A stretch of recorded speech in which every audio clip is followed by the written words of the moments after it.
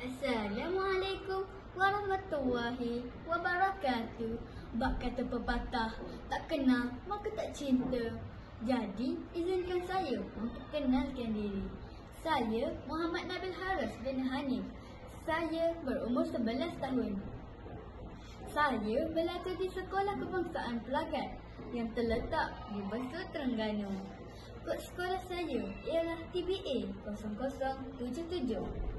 Hobi saya ialah membaca buku dan menonton televisyen.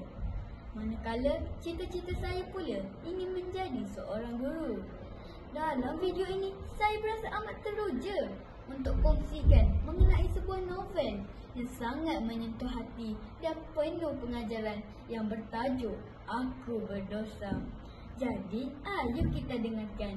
Buku ini adalah hasil karya dua orang penulis wanita yang bernama Shasha Ali dan Rashila Nur Ain. Buku setebal 116 halaman bercetak ini terdapat 10 bab dan diterbitkan pada tahun 2017 oleh Blinkbook Sendirian Berhad. Buku yang menarik ini mengisahkan tentang perjalanan hidup seorang remaja bernama Kodri yang baru sahaja berumur 12 tahun tetapi telah terlibat dalam dunia jenayah akibat daripada pengaruh perasaan dan keputusan yang tidak bijak. Melalui surat yang ditulis kepada neneknya, Nek Mah, Kodri menceritakan pengalaman yang penuh penyesalan dan keinginan untuk memperbaiki diri. Cerita ini bermula dengan Kodri yang hidup dalam keadaan serba kekurangan. Akibat terlalu mengikut perasaan dan terlibat dalam satu kemalangan yang telah mengubah hidupnya. Dia juga terlibat dalam jenayah pembunuhan yang menjerat dirinya. Dalam surat yang ditulis olehnya, Kodri meluahkan perasaan bersalah dan penyesalan atas tindakan yang dilakukannya.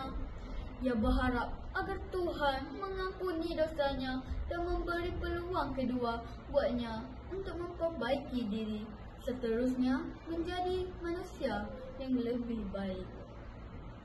Novel ini mengetengahkan tema penyesalan, pengampunan dan proses pembelajaran daripada kesilapan.